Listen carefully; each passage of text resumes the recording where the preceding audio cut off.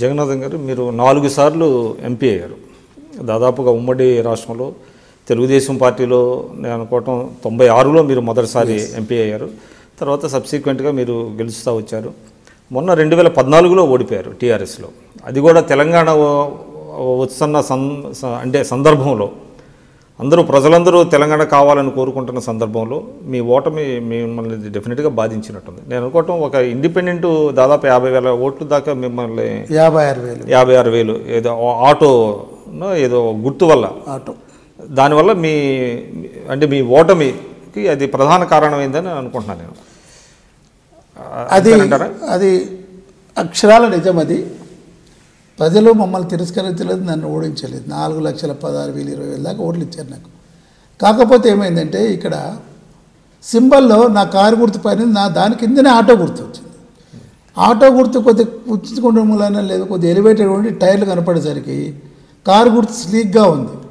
So అందుకని చాలామంది confuse చేసి ఓట్లేదు. It is a rather technical defeat than my ఇది పొలిటికల్లీ ప్రజల నుంచి ఇచ్చిన డిఫీట్ కాదు.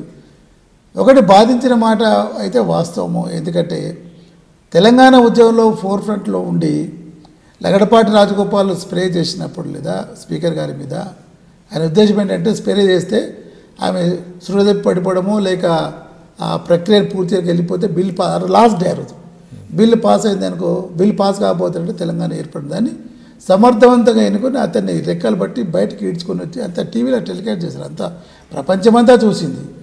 సో ఇంత శ్రమ చేశాము. కాంగ్రెస్లో ఉండి కూడా సోనియా గాంధీ గారు లీడర్ అక్కడ ఉన్నా కానీ మేము కాంగ్రెస్లకు సంబంధించిన పార్లమెంట్ సభ్యులమంతా ఒక పక్క కేసీఆర్ గారు ఉద్యమం చేస్తుంటే మేము కూడా పార్లమెంట్లో ఎంత ఉధృతంగా చేసామంటే అంత ఉధృతంగా చేశాం. పార్టీ మమ్మల్ని బహిష్కరించారు, బెదిరించారు.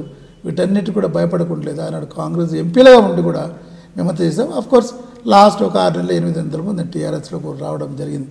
అయితే ఇంత ప్రక్రియలు చేసినా కానీ లేదా మరి తెలంగాణ ప్రాంతంలో నేను ఓడిపోవడం కొద్దిగా బాధని అనిపించింది. ఎందుకంటే ఇటువంటి మరి ఉద్యమాలు చేసి కూడా మాలాంటిలో ఓడిపోయినప్పుడు ఏమనిపిస్తుంది అంటే డెఫినెట్గా బాధ అనిపిస్తూనే ఉంటుంది. ఇది ఇక ప్రజలు ఏంటి మరి ప్రజలు మాకు కావాలన్నప్పుడు వాళ్ళకి అనుగుణంగానే మేము ఉద్యమం చేసాం.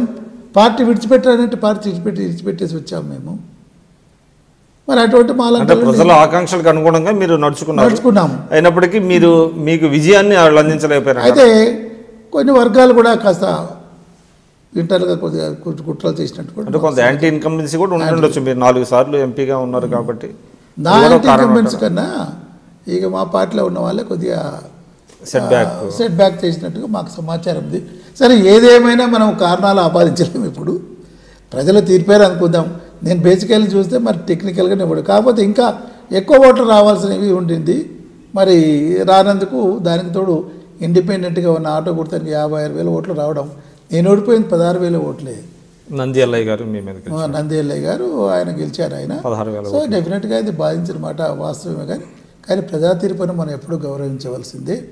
ఈనాడికి అంటుంటారు సార్ మేము అనుకోలేదు మీరు ఓడిపోతారని అన్నప్పుడు లేదా అది విధిలిఖితం. అది మనకు